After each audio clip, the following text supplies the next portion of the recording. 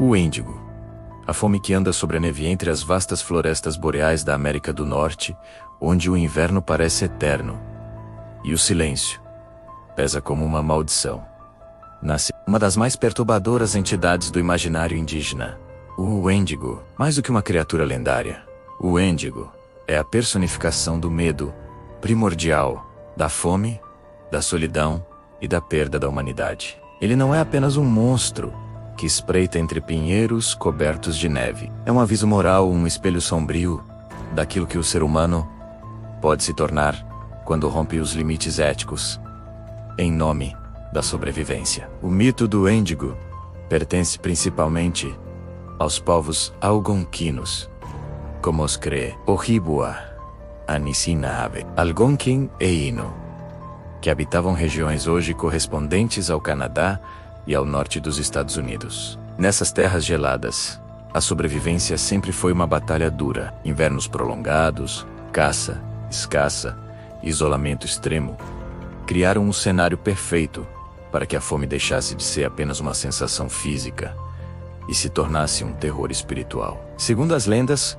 o Wendigo surge quando um humano, tomado pelo desespero, comete o maior dos tabus: o canibalismo. Ao consumir carne humana, o indivíduo abre espaço para que um espírito maligno o possua, transformando-o em algo que já não pertence ao mundo dos homens. A metamorfose não é apenas física, mas moral e espiritual. O Wendigo perde sua identidade, sua memória e qualquer traço de empatia. Resta apenas a fome, uma fome insaciável, eterna. Fisicamente, as descrições do Wendigo variam conforme a tradição oral de cada povo, mas alguns elementos são recorrentes. Ele é geralmente retratado como uma criatura alta e esquelética, com membros longos e desproporcionais, pele pálida ou acinzentada esticada sobre ossos aparentes. Seus olhos podem ser fundos e brilhantes, como brasas na escuridão, e seu hálito exala o cheiro da morte e da decomposição. Em algumas versões mais recentes, influenciadas pela cultura ocidental, o Wendigo assume traços servídeos, com chifres e crânio de alce, embora estudiosos ressaltem que essa imagem é uma adaptação moderna, distante das descrições indígenas originais. No entanto, reduzir o Wendigo à sua aparência é perder o essencial. O verdadeiro horror do Wendigo está em sua psicologia. Ele é a encarnação da ganância extrema. Mesmo após devorar suas vítimas, nunca está satisfeito. Quanto mais come, mais cresce, e quanto mais cresce, maior se torna sua fome. É um ciclo infinito, uma punição eterna. Nesse sentido, o Wendigo funciona como uma poderosa metáfora.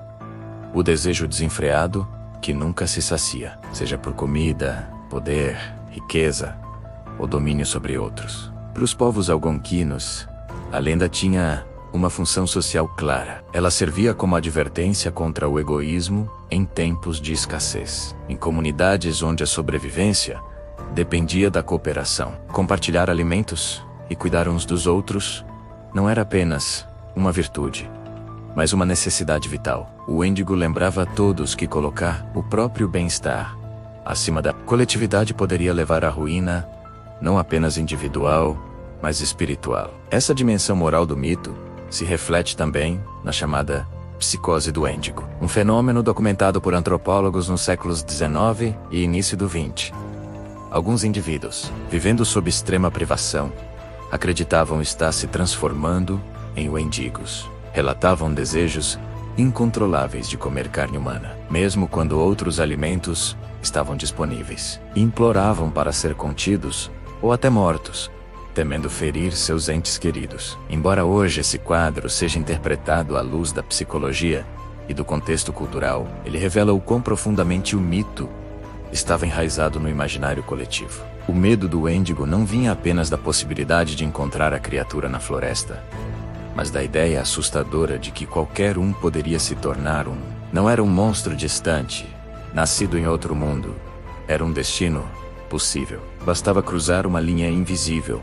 Bastava ceder. Caçadores solitários, viajantes que se aventuravam longe demais, famílias isoladas pela neve, todos estavam sujeitos à tentação. Por isso, histórias eram contadas ao redor do fogo, especialmente durante o inverno, quando a noite parecia não ter fim. As narrativas não buscavam apenas assustar as crianças, mas reforçar valores comunitários e manter viva a memória dos perigos reais que rondavam aquelas terras. Com o passar do tempo, o Wendigo ultrapassou as fronteiras das culturas indígenas e foi apropriado pela literatura, pelo cinema e pelos jogos. Autores como Algernon Blackwood ajudaram a popularizar a criatura no início do século XX, interpretando-a sob uma ótica mais próxima do horror cósmico e psicológico europeu. Nessas versões, o Wendigo se torna uma força quase elemental, ligada ao vento gelado, à vastidão da natureza e à insignificância humana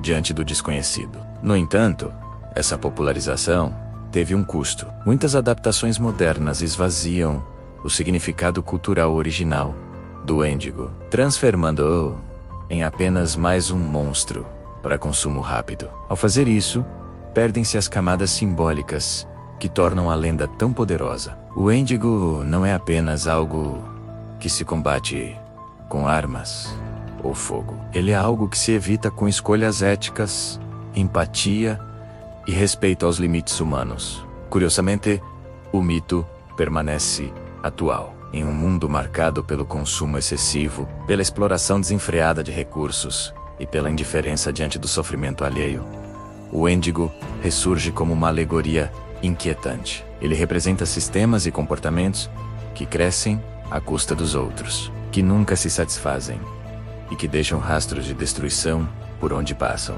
A floresta gelada pode ter sido substituída por cidades de concreto, mas a fome, simbólica ou literal, menos continua. Assim, falar do Wendigo hoje é mais do que revisitar uma lenda antiga. É confrontar uma pergunta incômoda.